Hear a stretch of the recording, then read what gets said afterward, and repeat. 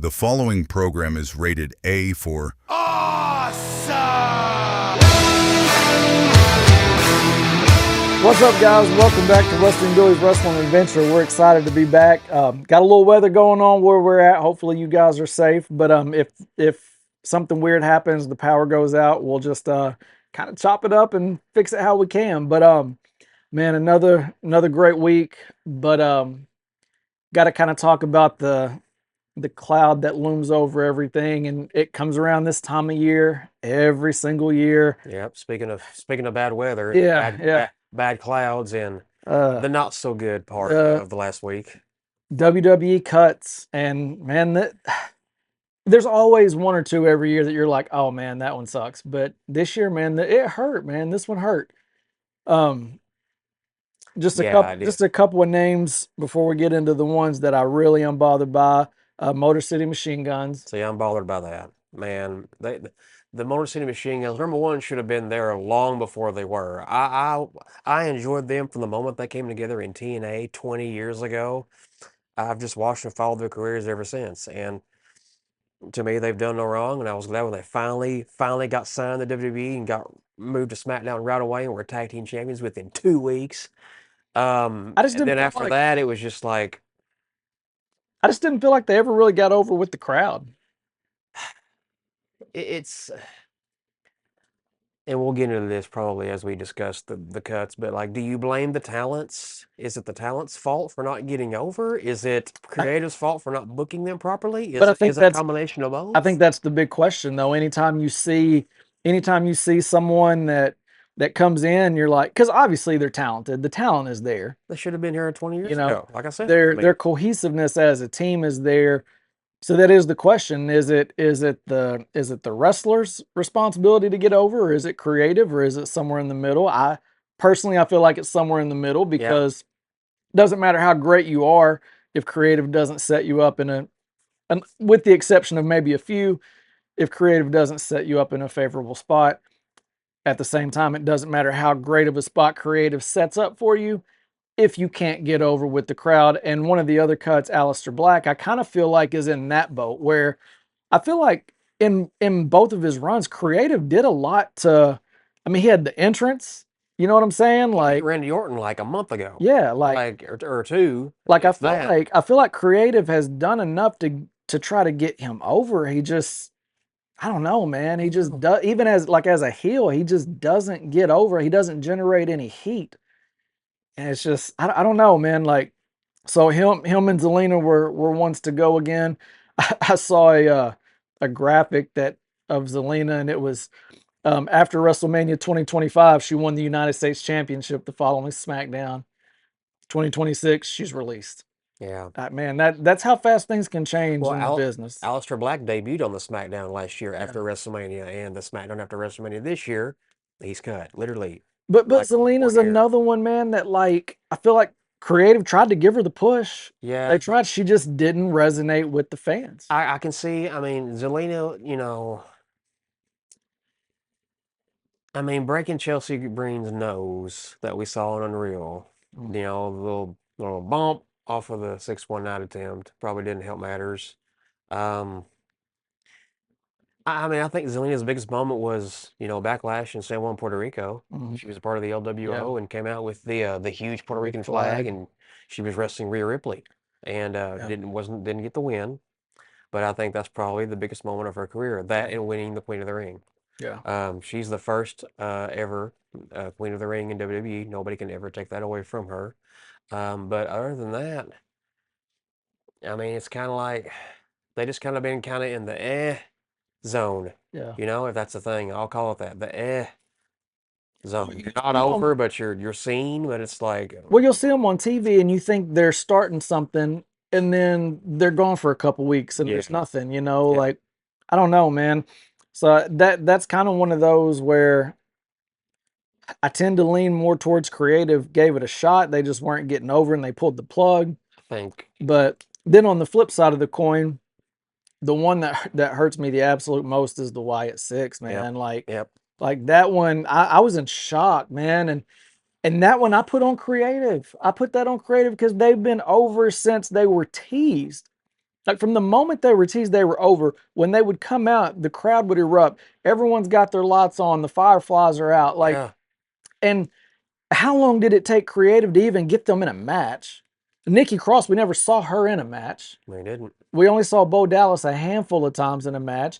Eric Rowan a handful of times. Loomis and Gacy were the ones that we saw the most in the tag division. They were tag team And champions. they were great together. Yeah. Like they were great together. Yeah. But their tag team championship run is just kind of marred because booking absolutely sucked. They came on the scene after the teasers on Raw. Probably was it a year and a half ago or so now? I don't think it was quite 2 years ago.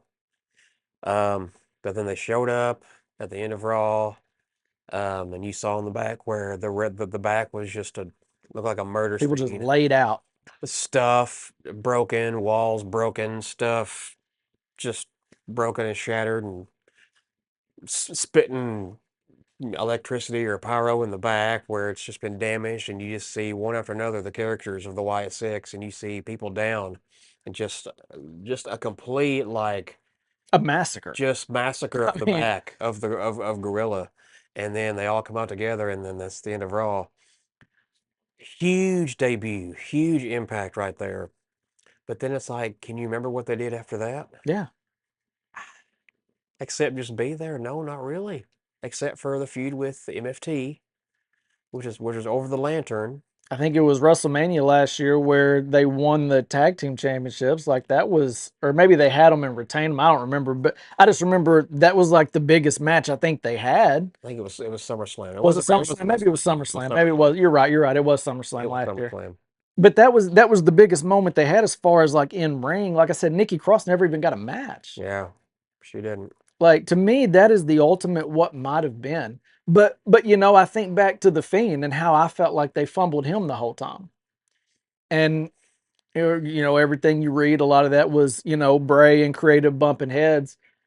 But regardless, man, you had gold in the Fiend. The Yeah, crowd yeah. freaking loved it. I mean, with Bray Wyatt, you had two superstars.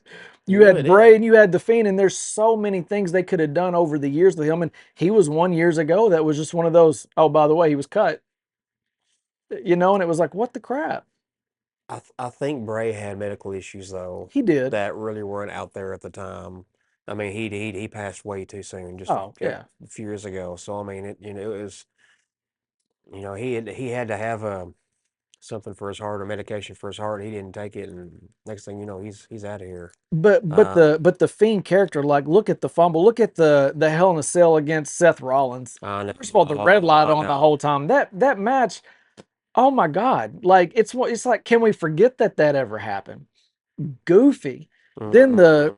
the freaking WrestleMania with Randy Orton, like that was Yeah, that like, was why are you what? already turning Bliss against them? Like they hadn't gone on long enough for anything like that to happen.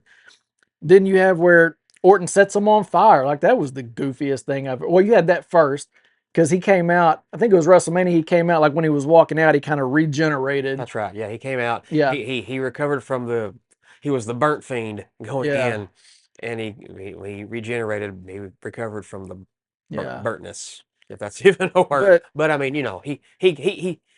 he came back to the.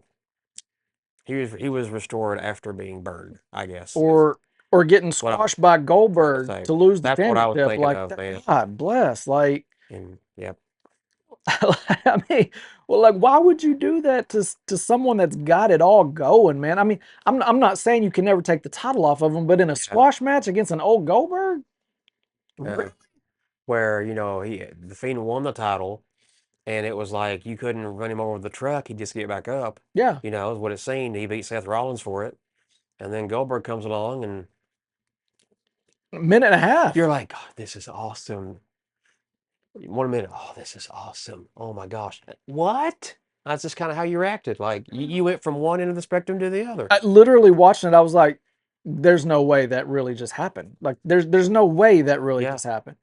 So they fumbled Bray, in my opinion. Even his comeback, I felt like was fumbled. He had He had that cool match against LA Knight, the Mountain The Dew. Mountain Dew pitch black match at the Royal Rumble. That was cool, man. You hadn't seen anything like it. That was cool. That was cool. Which again, you know, his things happened not long after that. But That was his last match. yeah, I mean, but I don't know, man. Like, and then you got the Wyatt Six, and it's like, okay, we're going to pay homage to Bray. We're going to continue on the things that he created because this was his vision. yeah, Bringing those characters from the Firefly Funhouse to life. You know, he's the one that introduced Uncle Howdy. yeah, yeah. And number one, I wonder, you know, where he would have taken it. But obviously, he passes. Creative's got to come up with something. And man, you had it in the palm of your hand. You had it right there, and literally choked it, man. Just choked on it. Yeah, Like yeah. it just so disappointing. And now you've released them all, and I don't get it, man. But we've said multiple times on the show, like, what are you going to do with them? What are you going to do with them? Like the crowd loves them. Yeah, at the The same crowd goes time, crazy every time they come out. The feud with the MFTs was about as weak as is about as strong as Unsweet Tea, man. Like it was the there. weakest thing. It Like was unsweet tea. That's pretty accurate. that's what it was, man. Like Pretty it had accurate. all the potential. Yeah, It had the potential. Like you could have built a WrestleMania moment centered around the lantern and mhm, Bray Wyatt's aura. yeah. You know, you really could have done something All creative kinds with of that. special effects. Oh man, like it was limitless. It was limitless what you could have done with that. And you ended it on SmackDown with Tama Tonga just handing the lantern back over. We do all this fighting over a lantern, and dude just grabs it and hands it over. Yep. Like it's just stupid. Like that one's on creative, man. Yeah, they could have done a lot more with the Y6 for sure. Could have had a lot more interactions outside of the ring with Yeah. the two groups. Would have helped. Um, at the same time, you can't argue like they're kind of pigeonholed. What else do you do with them? They're characters on the show, but they can't just be characters on the show. They got to do something. They got to serve some kind of a purpose, and it's kind of like who's gonna feud with them? But you could have done with them like you did with Bray, where you had Bray Wyatt and you had the Fiend. You had Bo Dallas, you had Uncle Howdy, you had Nikki Cross, you had Sister Abigail. Yeah, that'd have been cool. Like you could have intertwined those and done so much with it, man. Like, and then you kept thinking, okay, when do we get the Alexa Bliss tie-in? When do we come full circle with all this? Yeah. You know what I'm saying? And now we're never gonna get it. Uh, It just disappointing, man. Like disappointing. I honestly, I feel like creative needs to clean house, man. Like it's, and I could say that not just about that, but there's a lot of other things that we're going to talk about that I feel like creative is just lacking. And speaking of creative and unanswered questions going into another departure, another person let go. Yeah, or yeah. I'm sorry, Kyrie Sane. Kyrie. Kyrie. Man, you've had all of this going on between Oscar, Sky, and Kyrie, and they've been teasing this Kyrie turn, you know, where For she's going to months turn on and Oscar. months. And it's just like, man, we're finally going to get it. We're finally going to get it. We're finally going to get it. And now all of a sudden, she's just gone. Yeah, very unexpected and out of nowhere. We had a storyline going with Kyrie Sane and Asuka, for the longest time, I feel like, for like the last year, Yeah. for most of it anyway, of Asuka treating Kyrie like dirt, like crap. Uh, Kyrie just trying to make peace with everybody, and especially Io, because they're family, Yeah. all from Japan, and Asuka just bossing Kyrie around, Kyrie, and bossing around, hollering for her. She's got to come every time Asuka calls Yeah. for her. Every time Kyrie loses a match or messes up in a match, Asuka's right there down her throat. Um, and we're thinking like, okay, the moment's gonna come when Kyrie is gonna have enough of Asuka, and she's gonna explode on her. She's gonna whoop her hind end. Kind of like back in the day with Virgil and the $1 Million Man. Virgil got tired of cleaning the dirt out of between his toes. Got tired of just doing these things that DiBiase would ask him to do, and just got tired of being his whipping boy. And then the Royal Rumble, Virgil let him have it, and it Yeah. was like the emancipation of Virgil. We were waiting on the emancipation of Kyrie Sane, Yeah. and now we're not ever gonna get it. It's like, gosh, And dang it it! was right there. Like it felt like it was Oh, right there. any time now, any second, it's going to happen. I probably thought it was going to happen going into WrestleMania or at Yeah. WrestleMania, but they weren't at WrestleMania, but Yeah. Yeah. or right That's a around this time. whole other topic, but But nonetheless, Kyrie is gone, and we don't know if that's WWE's decision or her decision or a combination of both. Because I mean, the rumor going around is that she wanted to go back home to Japan. she did before. I was gonna say that was the last time she got Uh-huh. cut as well. Mm-hmm. But I feel like if that's the case, like they could have just given her some time. Like they could have done something to ride her off, had Asuka attack her and ride her Like off. they did last time. Yeah. Yeah. Ride her off for 6 months, let her go do that, bring her back around SummerSlam to, you know what I'm saying? Yeah. And who's to say? I mean, you know how it goes with WWE. Someone gets cut, 6 months later they're back. Happens all the time. Some of these guys, it's not their first rodeo getting cut, Yeah, or for their sure. second or third. You know what I'm Eric saying? Rowan. Yeah. Well, I mean, yeah. Eric Rowan, Bo Dallas, like Yeah. they've been there, Mm-hmm. So it doesn't mean it's forever. You know what I'm saying? Anything could happen, but man, those stung a little bit, man. I remember Jim Ross got fired twice, Yeah. and he's arguably the greatest of all time. He Yeah. got fired twice, and then he's in the Hall of Fame. But I mean, it's still going, you know, from time to time. But um, yeah, it sucks to see folks that we're fans of not be on our screens anymore in the capacity in which they have been. So yeah, I mean, I'm wearing the white six shirt, paying homage. Um, them, the Guns, Kyrie. Um, I don't get why you bring back Aleister Black literally 1 year to the day nearly, and then he's gone. Um, I I don't know. Anyways, um, well, Now, speaking of though of Asuka, since we were talking about that whole thing, we do got something good going with her and Io. mm-hmm, And I think this Backlash match is going to be awesome. it is. I mean, you got two incredible in-ring performers. The drama that they're building with it. Asuka interfered in Io's Intercontinental title match last night. And I really thought, yeah, Io's next in line. That's perfect for her. Get a title on her. I She's was hot like, right now.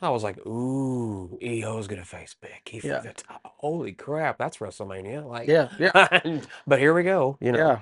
Um, But I still feel like maybe Io's still going to get in that picture. Maybe she's just got to clean up this deal with Asuka. You would think Io's going to go over, but man, you just don't know. I mean, Asuka is incredible in the ring. mhm. Io is incredible in the ring. One of the best in It's the world, yeah. I mean, male or it's a female. match that I mean, to me, it's a WrestleMania type match. Like Yeah, I'm excited for it. yeah. The Backlash card is shaping up to be pretty dope. It's looking It pretty really good. is, and not for nothing. EO would make a killer Intercontinental Champion. Just Absolutely, saying. Just absolutely. saying. Well, Just if saying. you think of just what the title is, Intercontinental Champion, what better than to have someone like her represent that? You know what I'm Yeah. saying? Like that's The Intercontinental title, traditionally, especially in the past, has kind of represented. It's been on folks, at least, obviously mainly the men, because the women's only been around for, has it been around 2 years yet? right at it, man, Um, close to it. but it's always been on the folks that can get it done in the ring, the workhorse. They always called it the workhorse title. Mhm. EO describes that to a T. Absolutely, If anybody can get, EO is one of the best in the world, period, male or female, period. Um, EO could easily be world champion for like a year or two if she wanted to be, but she would make a killer Intercontinental champion. I'm just saying. I was like, absolutely, oh man, absolutely. that'd be. She beat like last night. She beat Becky on Raw, which she didn't, but that would be amazing. Well, you think of the great male Intercontinental Champions and Mhm. Intercontinental Championship matches. She embodies that. Yes, She yes, embodies that. And so I think she is just the perfect person to carry that Intercontinental title to give it more prestige, which it needs. The women's, we've talked about this, the women's mid card titles need that prestige. And the US Championship, talk about we talk about cuts and people that aren't getting with the crowd. Julia is a great example. Great in ring. She's a good wrestler. I mean, I wouldn't say great. She's really good. She's entertaining in the ring. There's no reaction when she comes out. Absolutely nothing. And I don't know if it's because when she came up, she was just thrown right into the US title picture and or what, but there's no pop. There's no nothing. There's no heat. There's no anything. It's just she's there. Yeah, I mean, it would help if, main roster fans who are, half of them are casual fans, they just kind of watch Raw and SmackDown and don't really care about much else. If you'd watch NXT, you'd get to understand more of Julia. I'll just say Yeah. that right now. Julia was in the main event picture of NXT. I'm trying to think, was she ever NXT Women's Champion? She was in the picture definitely. If she wasn't, her and Vaquero were together pretty much right there. Be right back. I'm gonna turn this off. Yeah. So I mean it. So sometimes talents that are over and that are main event level players in NXT don't always translate the same way to the main roster. I haven't ever quite figured that out, or I wonder why that is. Um, Well, I think what you said there's a lot of it though is a lot of people don't watch NXT and so they don't when it comes up they're like, who's this the person? casual fans are just kind of like, huh, who? Okay, Yeah, like Julia, who's this? like Julia with a G. I don't know who this is. she's had a heck of a career in Japan. I Yeah. mean, took her a while to get her here. She wasn't in NXT very long, if that tells you anything. Um, her and Stephanie Vaquera pretty much got there at the same time. They were there not even a year, I don't feel like. I mean, Vaquera was champion there, lost the title to JC Jane. Next thing we see, Stephanie Vaquera's on Raw. JC Jane just showed up on SmackDown, by the way. Her and Yeah. Fatal Influence. We'll probably get into those a little bit later. Right We're now, I don't definitely know. gonna get into some of the call ups. But But NXT's top shelf just got wiped off last week. yeah, We'll get there. yeah. But Yeah. but I mean Julia, it's another one of those. Is it creative? Is it the art? Is it the wrestler? I don't know. I do feel like part of it is SmackDown. There is kind of a SmackDown curse a little bit, where you'll see hugely talented main event level people go to SmackDown, and for whatever reason, you barely see them. Or you see them kind of intermittently here and there, like not as much. Street Profits are a good example of that. Mhm. Um, Y6 were a good example of that. Julia's a good example of that. I mean, I don't just something about SmackDown that it's just kind of like, uh-oh, they're. I can see if somebody goes over to SmackDown, I'm kind of like, uh-oh. Well, If they don't get over, it's I think it's because SmackDown is, for whatever reason, always been viewed as the second level but it's not though. program. No, it's not. But It's not. But I think people look at it as the B team. it's I'm not in saying it's in correct. in so like I would say like that brand split, that original brand split Mm, first died out probably early 20 teens, I want to say, where they just kind of brought them back together.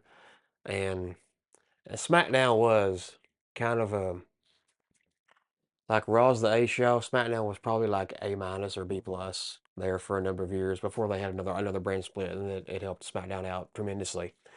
When it went live and all that. That was 10 years ago. Oh my gosh, SmackDown went live 10 years ago. Man, we're getting old, or at yeah. least I am. But anyways, but ever since then and before, SmackDown's been the same level of show Mhm. as Raw. So I mean, I feel like they do a good job of splitting up the talent. You know what I'm saying? Like, but mhm, I don't know, man. It.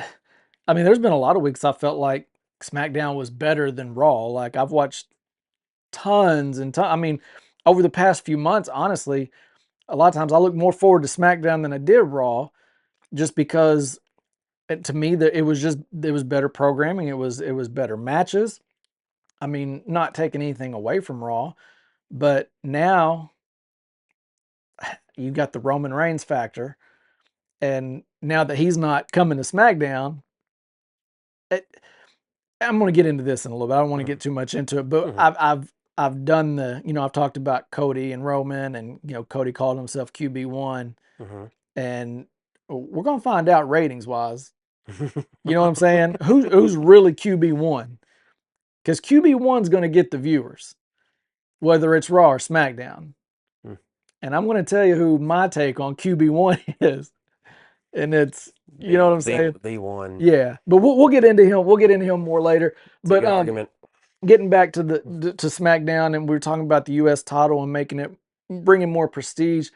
It's Tiffy time again. It is It's Tiffy time Tiffy time again. again on the U.S. title. Now, I will say this: I don't feel like she's getting the pop that she used to She get. isn't. Like She isn't. that is going down, and I'm hoping that this can maybe rejuvenate some of that. But again, is it creative? Is it the wrestler? I don't What know. what do we have here? I don't know. Tiffany's got a long career ahead of her. She's She does. very, very super young and still new to this. She only got signed in 22, Yeah. as far as I recall. She's got a lot to polish up in the ring. I mean, she's not a bad wrestler, don't get me wrong. Like she's top half, but Hmm. there's a lot she can clean up in there. But I mean, she's got the catchphrase, you know what I'm saying? Like it's Tiffy time. She interacts well with the audience. Hmm. I feel like she's a better heel than babyface. Tiffany was a heel in NXT. She shot to the moon in NXT Mhm. pretty quickly. Was NXT Women's Champion and a darn good one. Was just the star of the show her during her reign up down there, and um, I mean it was inevitable that she would be called to the main roster, and she was, and inevitable that she'd become world champion, and she did. Yeah. But now it's kind of like, was it too much too soon? That's been the case with some folks. Yeah. I think of Sheamus. Yeah. Sheamus debuted on ECW, WWE ECW, and within months they had vignettes for him coming to Raw. He came to Raw and pretty much immediately beat John Cena for the WWE Championship. Um, was it too much too soon? I mean, Sheamus went on to do literally everything that you can do. He Yeah. won the Royal Rumble. I was there. He won King of the Ring. He won Money in the Bank. He won the WWE title, won the World Heavyweight title, Tag Team Champion, U.S. Champion. The only thing he hasn't done was become Intercontinental Champion. Literally, that's literally Yeah. it. So, you know, Tiff's still got a long career ahead of her. We'll kind of see. We'll see how the next year or the two unfold for her. But I feel like this is a pivotal moment, as Yeah, far as her career yeah. goes, the trajectory of her career, because she, like you said, she skyrocketed. She had all the success. Everyone was behind her, became champion. Anytime you're on top, the criticism gets louder. Mm-hmm. And I feel like she got a lot of that as champion. Um, but again, she transitioned from face to heel, or from heel to face, Mm-hmm. and I feel like she shined more as a heel. Maybe they'll find a way to bring that back. I don't know, but this is a pivotal moment, man, and booking's going to be important. What Mm-hmm. creative does from this point forward is going to be important. So, like you said, I want to, if I could just jot this down on a board, and in 365 days look back after WrestleMania next year and see where she's at, because she went from everything last year to not even being on the card this year as far as WrestleMania, you know. And Yeah, so I don't know. it's just it just speaks to what all they had going on and just kind of what they wanted to feature and focus on and have at WrestleMania. And it's just kind of like, I don't think that was Tiffany's fault. It's just they had more stuff going on that they wanted to have a part of They WrestleMania. I could mean, have knocked out some of that, knock out half the commercials, and you got time for more matches. darn right, Knock out those darn commercials. right, absolutely. But I mean, every year there are WrestleMania casualties where they're Yeah, hugely talented, shoot legends that have been left off of WrestleMania. I yeah, mean, Ric Flair wasn't on WrestleMania every year. Think of that. So I mean, and he was there. yeah. He just wasn't, in an important enough match or angle or anything like that to be on WrestleMania. So, um, yeah, it just is what it is. We'll see. So We'll see the how they the book her. the pen is mighty. So Yeah. if that pen writes the right thing in and comes up with the right creative for someone, I think that's where it's going to count. And So let's jump into Raw, because this was one of the better Raws, man. Like, so So let's talk Braun Breaker and Seth Rollins. I've been on this show very critical of Braun Breaker and his mic skills, his promos. I've thought they were weak. They felt kind of forced. Like, I don't know. I've not been a big fan of his promos, but I'm going to give credit where it's due. And Monday night, he had the best promo of his career, face to face against Seth Rollins. The things he said to Rollins, he delivered them. They didn't sound rehearsed. They didn't sound scripted. Like the delivery was on point. Braun Breaker, I applaud you. I don't know if you worked on your promo skills while you were out hurt or what, but the promo against Rollins this week was incredible. I loved it. I loved how he kind of mocked him. We heard you every week. The visionary, the revolutionary. I'm a this, and he kind of held his nose while he did it. yeah, and then told him, "You're the best wrestler." Blah blah blah. You're the best. You're the best. You're the best at being number two. Man. I was like, "Ooh, God!" And Seth, being Seth, he fired shot for shot. Yep. Calling him little Steiner and different things like that. But the heat that's being created, it's like, dang man, I wish we would have got that at WrestleMania, which was the original plan. And we would have, but But things happen. But I'm glad we're getting it now. I think this is where you see Braun Breaker separate himself. I think I think it's time to just pull the plug on the vision, like as it is. Like it's Braun Breaker doesn't need the vision. no, he doesn't. Yeah, Seth told Braun, "You're not even number two in your family." Yeah, yeah. That and Paul Heyman needs a new guy. Mm-hmm. I mean, kinda. I mean, Brock retired. It's not Seth. They excommunicated Seth from his own vision last fall. It's not gonna be Punk. It's not going to be. It's not Not gonna going be to be Roman. Punk. I mean, Theory and Logan are there, but as far I as think like, Braun's the guy. yeah, and I think Paul Heyman needs to attach himself to Braun Breaker and ride his coattails to wherever Braun's going to take him. Yep. Um, And I think the sky's the limit for Braun. yes. I really do. As much as I criticize him, which is what we're here to do, criticize as if we could do any better.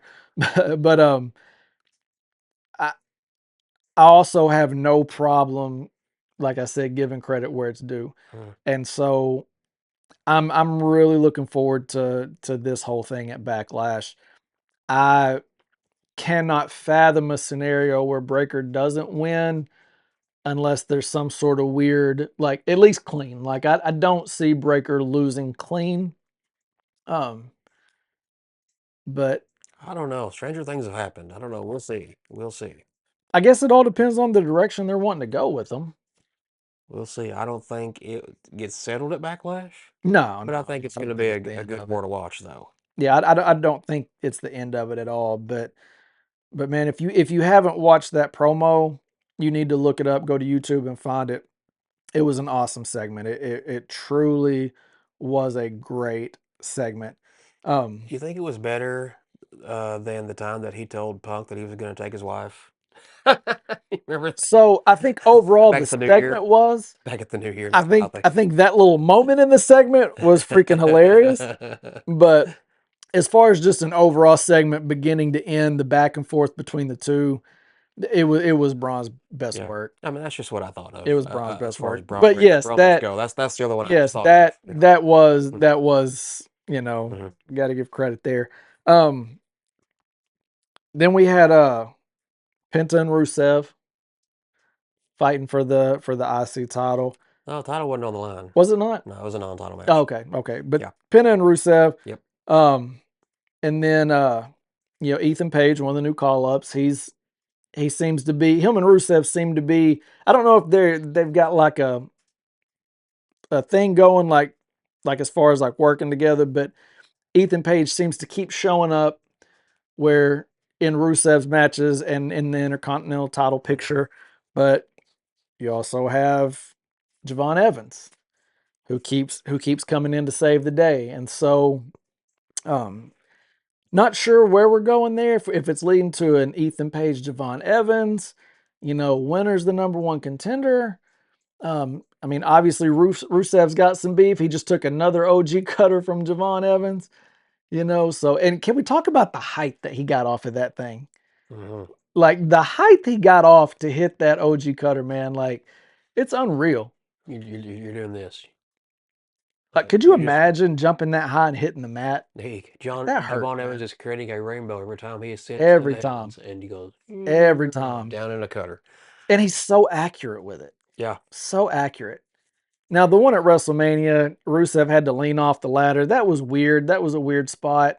I've just kind of pretended like that didn't happen because, you know, I'm climbing the ladder to win the title.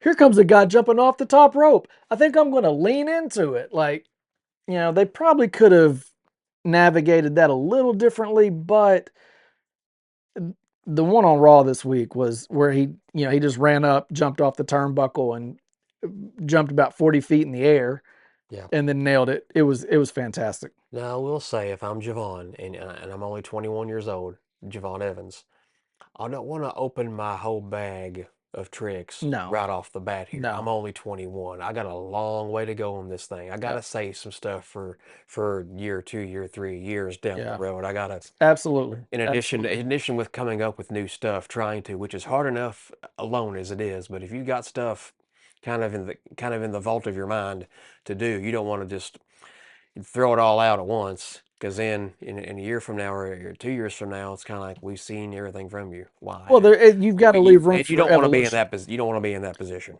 No, you've got to be able to evolve, and also you got to consider the toll that move takes on your body. Mm-hmm.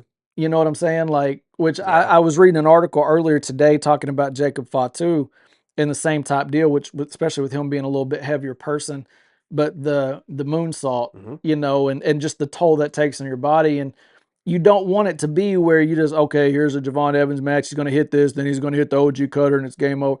You don't want it to be predictable, like John Cena. You knew when he started doing the shoulder tackles, he's about to hit the five knuckle shuffle. The 5 moves of doom. Like there was just the 3 or 4 move progression, and it just became so predictable After the second shoulder block, why do they swing every time? And every time, he knows to every time. duck and get you in the Yeah, protoplex. like bro, I'm watching from my couch, and I know not to swing at You him. swung every Yeah, like, but that's what I'm talking you about. know. Like you don't want to be predictable, you know, Yeah. and so there's got to be an evolution there. He needs a secondary move, you know. Like I think every wrestler needs a finishing move and a submission move. Like I love a good submission move. I love that Roman every now and then will bust out a submission move. Like I love it. I'm not saying that it's your main thing, but even like Cena had the STFU. You know what I'm saying? Like Mm-hmm. didn't use it every time, but some matches that's what he would close with. Like I think it's good to have one in the bag. Yeah, I can't see Javon Evans tapping out Rusev to anything. No, You no. know I what I mean, mean? this He's is not. not a case where you would use that, but It's probably not your best tool if you're a Javon Evans, or if you're you know, a smaller type of athlete where everybody else is, for the most part, bigger than you are. I don't know if that's wise. Uh, I could be wrong. Maybe I'm looking at it wrong.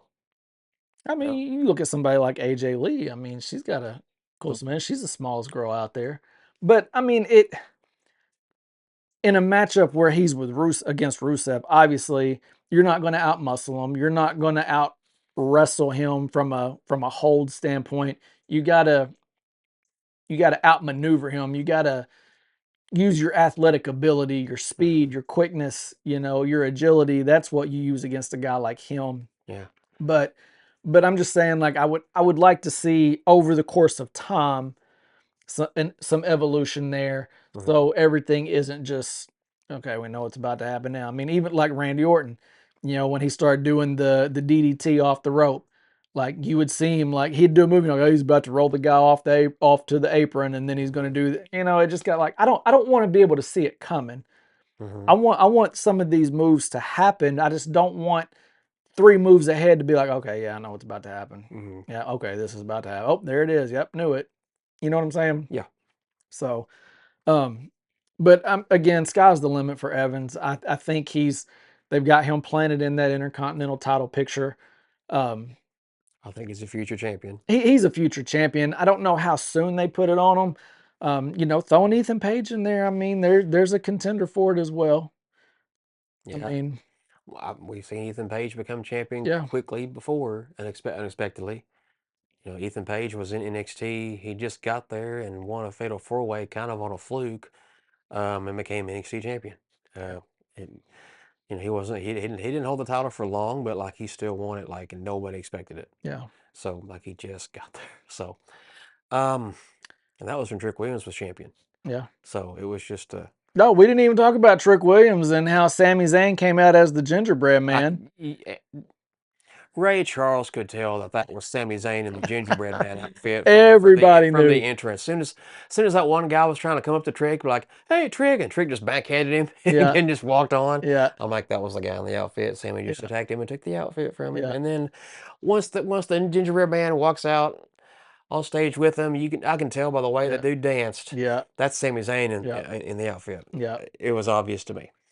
So But it does look like we're getting that full heel turn from Sammy, Sammy got booed. which we And he needed. reacted towards it. It was just Yes. kind of like, And Lil Yachty announcing that he's not just a WrestleMania celebrity, he's here to I stay. wasn't expecting that. I Yeah, wasn't expecting Little that. Yachty's here to stay. But All right. it works. It Yeah. works. Yachty and Trick works. Not Like bad at it. Yeah. he's a great mouthpiece for Trick. Not that Trick needs a mouthpiece, because Oh, no, he Trick's doesn't. got the game on the That's mic. the thing. He does not. But him and Yachty work well together. Yeah. Yachty's voice is a little high pitched. They need to put some bass in that microphone a little bit, because when he comes out going, what? I'm like, my dog starts barking. You know what I'm saying? But Yeah. I'm loving that pair. They work well together. So I was excited when he came out with them again and then said, I'm not a WrestleMania celebrity. I'm here to stick around. And so looking forward to more from that. Again, talking about prestige to the mid-card titles, Trick Williams is already doing that with that title. And I love that they're doing away with the US title open challenge. I'm glad we're not going to get that. I want to see feuds created with that. And Trick is someone we're going to see on TV every week. Like, Yeah. like it's going to get the exposure without the open challenge. But talking about open challenges, going back to Raw, Obafemi comes out, destroys Grayson Waller, which that little backstage segment where that match was created was hilarious, but destroys Grayson Waller.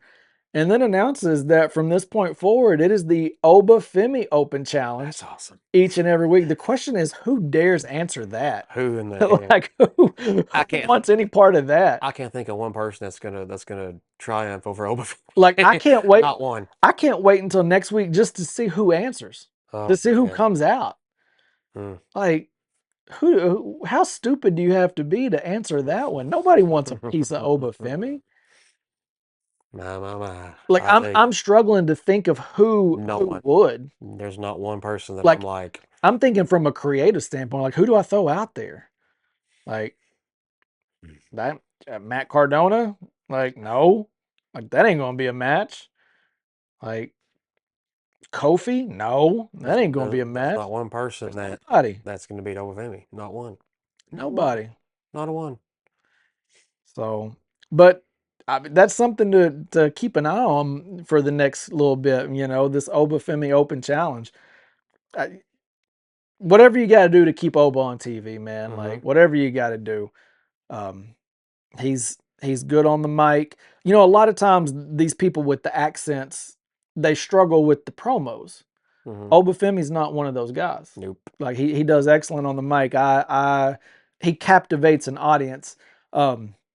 So the more you can get him on TV, the better. Just who's going to answer these, man? Who's going to respond? We got a Joe Hendry concert. Joe Hendry is on Raw. Yeah. Joe Hendry is on Raw. I forgot how the song went, but yeah. And then he started talking about Fire Logan Paul or something like that. And then Logan and Theory come out, and Logan's just like, "You can't fire me! You can't fire me! You can't!" Just flipping his lid. They go out there, they attack Joe, and then the music hits. Here come the Street Profits again to the rescue. Street Profits. And it's refreshing to have them back. Yes. It's refreshing to have them back as faces. Yes. And it's refreshing that they're back to the original music. and I can't wait to see them come out for a match and the solo cups fall from the sky. And who was it? Oh, it was Joe was it? They're the ones that told Joe Hendry in the back, like, now that you're on Raw, you got to get a red shirt, right? Yeah. Yeah. I was He was like, wearing man, that blue. was, yeah. But Montez and Dawkins, man, like, they ever since they stepped on the scene, man, they've been it, like, in the tag team division. Like, they have been exciting. You know, they started with the backstage segments where they just kind of funny, and you're like, okay, are these guys just going to be comedy, or can they back it up in the ring? In the ring, you saw them, you're like, okay, these guys are great. They can do both. These guys are great, you know, which is what you want. Yeah. You know, it's what you want. And so I am excited to see them back in the picture. It's very obvious they're coming for the vision in those tag team titles, and I'm here for it. I'm not even upset. As much as I want the Usos to have it, what's going on right now and with that story is enough. Let's get the gold back on the Street Profits. Yeah. And the Street Profits, besides the Usos, are probably the best team since the New Day. I would say. Absolutely. So I mean, they deserve to be right there in that realm in that conversation with those two for sure. So yeah, Absolutely. glad they're back. Yeah, Sorely missed them. very, very much. You know, it's been what, a year? Pretty much, it might as well be if it If hasn't. not, Yeah. it's been pretty been a close. If while. it wasn't a year, it's been close. It's been a while. But yes, definitely glad to have them back. Um, Looking forward to seeing how this unfolds. Hopefully we get a Backlash match out of that. I mean, we still got another week before Backlash, so maybe the Vision versus the Street Profits is what we're going to get at Backlash. The Backlash card is shaping up to be packed. It's something. And then man, let's just get into how Raw opened. Mm-hmm. So Raw opened with a video, and it's Roman and the Usos. Mm-hmm. And you know, we've talked about how the whole bloodline thing originally was cinema. And that's how it's kicked off, you know, last night. It was very cinematic. We're back. Yeah, but I love this new Roman of, well, like he said last week, I'm not asking you to serve me. I'm asking you to Stand beside me. Mhm. And so he's talking to Jimmy and Jay about Fatu and, you know, kind of questioning why is he doing this. And Jimmy chimes in and says, you know, I get it. He wants what you got. Like, there's nothing wrong with that, but it shouldn't be at your expense. You know, which Jimmy's always been the level-headed, like, rational one. Then you got Jay, and he's like, "Nah, Oos, nah, like he need to be dealt with," you know, and talking about how he's crazy and all this stuff, you know, how he's dangerous, and so Consequences, Oos. consequences, yeah. And then, you know, they come together, and, you know, Jimmy and Jay have their hand like this, and then Roman, what'd he say? One family? Is that what he said? He said that he referred to him as the first family. Yeah, which was a jab, I feel like, to I feel like that's a little bit of a, you know, to the Cody thing, like, because, you know, Cody's family and finishing the story, all that. Ooh, I didn't think about that. Yeah, yeah. I But didn't think about that. Oh. but you know, Roman puts his hand on there, you know, and so, you know, they seem unified. And then at the end of the show, Roman comes out, Fatu comes out. The Usos never come out, even after Fatu attacks Roman, which, you know, the Roman Fatu little ending, it wasn't as dramatic as I expected, but Fatu did get the better of Roman at the end of it. Tongan death grip. I was gonna say he hit him with the death grip, which was the Tongan death grip, shades of Haku / Ming from back in the day. So Man, oh, he put Roman down with that thing too. Yeah, Roman was gasping for air. But I was surprised for his life. that the Usos never ran out, and so I'm curious next week to see if if Roman's like, why did y'all guys not come out, or did Roman tell them not to come out? Like, what? How does this play out? I don't know. But the whole Fatu Roman thing, I think I feel like Roman, where I'm like, why? Why? Like, it was such an out of the blue, like, thing, because Fatu's a SmackDown guy. Why is he on Raw coming after this title? Like, I don't get it unless the goal here is to get Jacob to fall in line. Like, is that where we're going with this? Is it okay? You came against the Chief, you lost. Now fall in line. And I think that's what's going to happen. I'm Not to hoping. get ahead of us, not to get ahead of ourselves, but I think that's what's going to happen. But Roman accepted his challenge Yeah. after all that went down, and then Jacob Fatu, as Raw was going off the air, said, "I'm not waiting till Backlash. I'll see you next week." The match is signed for Backlash. I've seen the graphic. It's going Yeah. to happen at Backlash. Yeah. It's So on. It's on. I guess that that means They'll probably Fatu's coming. they'll probably do like a contract signing or something, and Adam Pearce, and he seems to be notorious for these contract signings. Well, we've already got one contract signing next week as it is. So Ruka is signing her official Raw Oh, contract. yeah, So I don't think we can. true. I mean, Didn't think about that. I don't think we need to have one because we're having that. I mean, Yeah. creatively, I mean, we're going to have two contract signings, one for a match, one for a new talent. We could. I'm just saying, like, I would do something different No, I for didn't. I one. forgot about the Ruka signing her contract to Raw, but I mean, obviously though they're both going to be there. I mean, Roman's back on the full-time schedule now, which is awesome, and goes back to what I was saying earlier about we're going to find out who's really QB1 and QB2 because I hadn't thought about that. yeah, But that's intriguing. That's very and that's real too. because That when Roman was on SmackDown, when he showed up to SmackDown, SmackDown's ratings beat Raw's ratings. yeah, Like he brings the audience. So now, Cody, you're over on SmackDown. Roman's on Raw.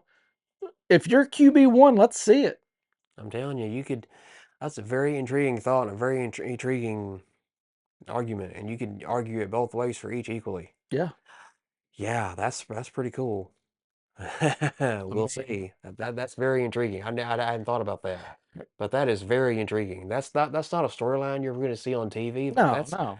that's a real life thing that probably, dude, that needs to be brought up. Because Like, think about it. I mean, you think about it like this. The heavyweight championship in most people's eyes was the B title. You had the 1A was the WWE Universal, whatever you want to call it, undisputed. The 1B was the heavyweight championship. they had to create the World Heavyweight Championship because Roman had the Yeah, WWE because he had, Undisputed Universal Championship. yeah, Those are the two previous titles that Roman brought together, and they made one title yeah, for Roman, and then they had to create a new World Heavyweight Championship. yeah. Other folks, somebody else could be world champion besides Roman. And now Roman has that one, Hmm. and now it's the one on Netflix. Hmm. It's the one on the main show, on the main guy. You know what I'm saying? Like now it's and I gotta say, man, that belt it looks right on Roman. Like it looks right on Roman. I like it. Well, yeah, I I mean, like it. the WWE title did too. I mean, It Roman, did, but my only thing is, and I like the design of it, but I'd love for it to go back to looking like it used to, man. the The old school big original, gold. yeah, that thing was sweet. But I do like this design, and but I like the design now. but Yeah.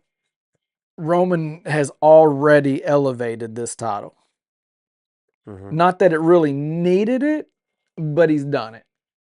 Like, let's be honest, he has made it the prestigious title.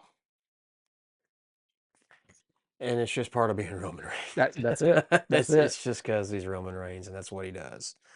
But what's crazy is to think back to Roman Reigns in the Shield and how he was everybody's least favorite, except mine. Like I loved Roman Reigns back then, but everyone else, like, he got hated on all the time. Like, he was the least popular. He was the worst on the mic. He was arguably the worst in the ring. Like, he was the least favorite. Nobody wanted to get on board with Roman Reigns, Hmm. and now look where he's at. Yet you heard from the beginning like Roman Reigns is a future star. Keep your eye on Roman Yeah, Reigns. I remember Arn Anderson saying that, like, keep your eye on Roman Reigns. That's the first time I ever did an Arn impression. I hope it came off well, but um, and then it's just kind of like, okay, I don't see it yet, but okay, we'll see. And Double A was right. I mean, yeah, Roman Reigns is it. man. I think the game changer, and it's sad that it came through this, but when he came out that night, I think it was on Raw, and he was like, "My name is Joe, and Yeah. I've been battling with leukemia." Instantly, the crowd changed. It was a real situation. It wasn't like Absolutely. you're not going to boo someone that just came out here as their real self and But what I'm saying is, in let you in know that they've got moment, they leukemia. stopped seeing him for the person they hated, Yeah. and they saw him for who he was in the Yep. situation. Yep. And he takes that time away, and as soon as he comes back, man, everybody is on board. Mm-hmm. Everybody is full force. Let's go, Roman. Like, so that I mean, if you can pinpoint a moment where his career changed, it was there. And then when he came back, when Heyman got him in that match, it was the Fiend, and was it Strowman, Braun Strowman? Yep. And he walks down the ramp and he signs that contract and throws it. I think he had the wreck everyone and leave shirt on, Yeah. and then goes out there and wins it. Man, it's like he's here. Yep. He's here, and it's been what it's been since, man. Like, but that is a superstar seizing a moment. Yep. And that's what he did, because we can talk about creative setting you up, which it seems like the theme of this show is the battle between creative and the entertainer. Creative can set you up, but if you can't deliver, it doesn't matter. And Roman Reigns, creative set him up. They saw the opportunity, they pounced on it. Roman Reigns grabbed the torch, and he has not stopped running. Yep. Yep. Is this Roman's final form? That's a good question. I don't want it to be. I would rather. I want Roman Reigns to keep going another 20 years. I don't He's think he what, will, but 41, I don't 42? know. I know he's a couple years younger than me. 40 schmorty, it don't matter, man. Well, let me tell you this: I'm 45, and if it obviously his body don't hurt like mine does, because I couldn't do what he does. But I mean, the older you get, the more the toll it takes on your body. But honestly, man, wrestling's always been an older man thing. Like, Yeah. so I mean, 40's not old in the wrestling world. No, just the stigma around it. Yeah, I hate because I mean yeah, I'm I mean I'm right there with it. I'm 43. I'll be 44 in like 2 months. So um I don't like to think that I'm just getting started. Like I'm yeah, far from done, and I yeah, can still do everything I used to do. yeah, I'm just fine. Yes, my body has aches and pains. I work it physically every day, yeah, but I always have. Like I mean, whether it's work or play or whatever. I mean, I don't like to stay still. I like to push myself. So it's just my hairline, or at least the spot up here on top where it once was. There's no longer hair there. But other than that, I did get called young man today. So Hey, there you I'm go. like, oh, thank you for calling me young man. Yeah. So there's still that. But I'm just saying the stigma of like ageism, like when Edge came back at the Royal Rumble 2020, Mhm. and he was in his late 40s, I want to say then, but was retired for, was it 9 years? But no one saw him coming to, Mhm. to do this again, let alone one of my favorite moments of all time. And it's just like, man, I don't care how old you are, you overcome what he overcame. Yeah. I don't care. I don't care if he was 48 or 80, 88. It don't matter. He deserved it. To Absolutely. have the second mountain that he did. Absolutely. So I'm trying to have my first Yeah. at 43. You know.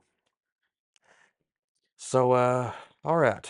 What are we going to talk about next? So the last thing I have is just the Netflix came out with the Hulk Hogan documentary, and I haven't gotten around to it yet. I'm not gonna talk about the specifics of it, but I will just say I'm halfway through it, and it's really good.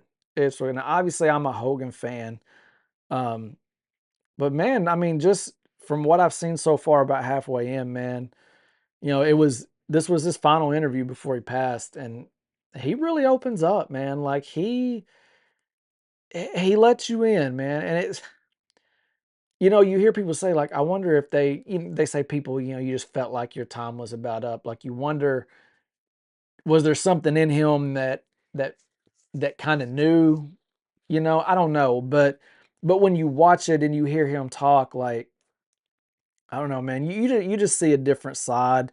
Um, without going into it too much in the early episodes, you know, it talks about the steroid era and that whole thing and how, you know, the change that that brought on Hulkamania and, you know, how he dealt with that. Like when you really get it, let me just say it like this. You get a chance to see Terry Bollea in this. It's not just a Hulk Hogan documentary where they highlight his career. Um, you get to dive into the home life, and it's not who is Hulk Hogan, it's who is Terry Bollea. Mhm.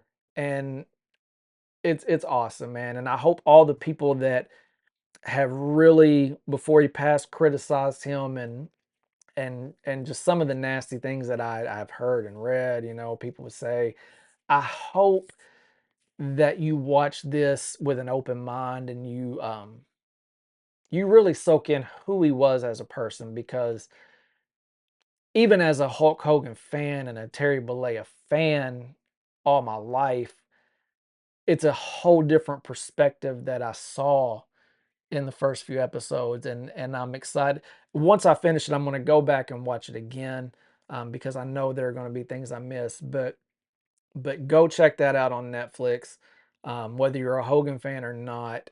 I feel like a wrestling fan, whether you're a Hogan lover or a Hogan hater, you need to watch it. Yeah.